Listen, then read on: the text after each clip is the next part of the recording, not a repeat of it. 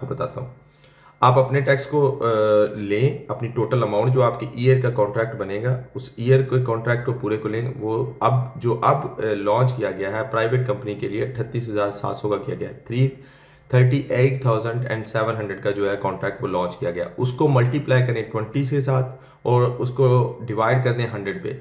जो अमाउंट निकलेगी ना वो आपका टोटल टैक्स है। उसके ऊपर एक होता है एम्प्लॉय टैक्स, जो एम्प्लॉय ने आपके नाम पे करना होता है।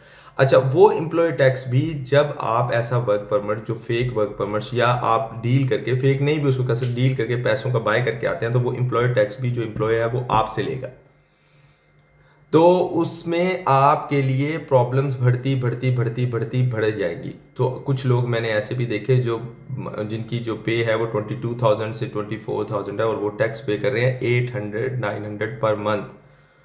इस टाइम यूके में इन्फ्लेशन इतनी हाई है और जो है क्या कहते हैं, महंगाई इतनी ज़्यादा बढ़ चुकी है। अगर सादा अल्फाज में आपको बताऊं तो कम से कम 3,000 2,500 से 3,000 के दरमियान आपके पास मनी होगी तो आप सर्वाइव कर सकते हैं मंथली, अदरवाइज आप सर्वाइव नहीं कर सकते। और अगर इसी हिसाब से आप चलेंगे 700-800 पाउंड आप टैक्स पे करेंगे, ठीक है, एक एम्प्लॉय को अपने को, और उसके साथ आपका फूड एक्सपेंस, हाउस, इस टाइम 2 बेडरूम हाउस जो नॉर्मल आपको रेंट पे मिलेगा वो 700 से 800 पाउंड में मिलेगा। उसके टॉप टू काउंसिल टैक्स और अदर चीज़ों को जब ऐड करते हैं तो आपके एक्सपेंसेस बहुत हाई हो जाते हैं। इसलिए मेरा सजेशन आपको ये है कि अगर आपने यूके में कोई भी वर्क परमिट बाय करना है, वो केयर होम का है या आपने उसको बाय करना है, उसको आपने केयर होम का बाय करना है या आपने उसके अलावा प्राइवेट कंपनीज का बाय करना है, तो दोनों में से आप चूज वो करिए जिसमें आपको जॉब मिले। बिकॉज जॉब के बगैर, जेन्युइन जॉब के बगैर आप कोई भी वर्क परमिट ना लीजिएगा, क्योंकि कल आपके लिए ही प्रॉब्लम बनने वाली है। उसकी वजह यह है कि आपकी पॉकेट से पैसे जाना शुरू हो जाएंगे। आहिस्ता आहिस्ता मैं आपको और चीज़ें एक्सप्लेन करता जाऊंगा। ये स्टार्ट था क्योंकि ये स्टार्ट इसलिए था कि मैं खुद इस चीज़ का गवाह हूँ कि बहुत सारे लोगों के साथ फ्रॉड्स हुए और बहुत सारों के साथ ये चीज़ें होती हैं। तो बेसिकली आपको अगर कोई भी वर्क परमिट चाहिए, कोई भी वर्क परमिट चाहिए, सबसे पहले ये चीज़ आप डिसाइड करें कि उसके साथ बेशक आप पैसे दे के कर रहे हैं, जो कुछ भी कर रहे हैं, सबसे पहले ये चीज़ देखें कि आपको वो जॉब दे रहे हैं।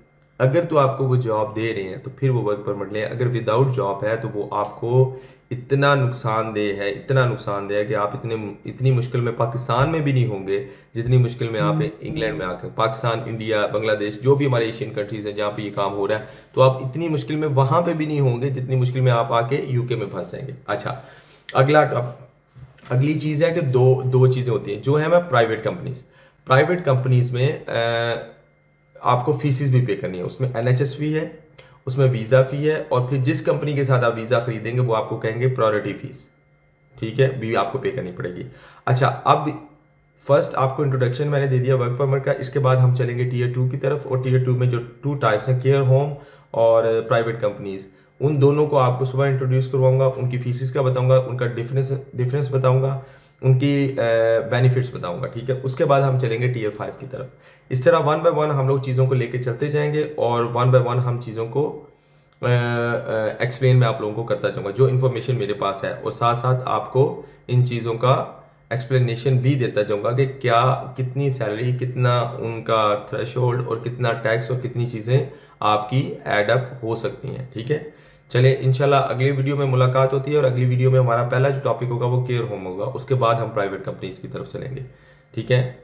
आप सब अपना ख्याल रखिएगा, खुश रहिए, खुश रखिए, और हमेशा पॉजिटिव रहिए। मेरी यही कहना होता है हर इंसान को, हमेशा पॉजिटिव रहिए।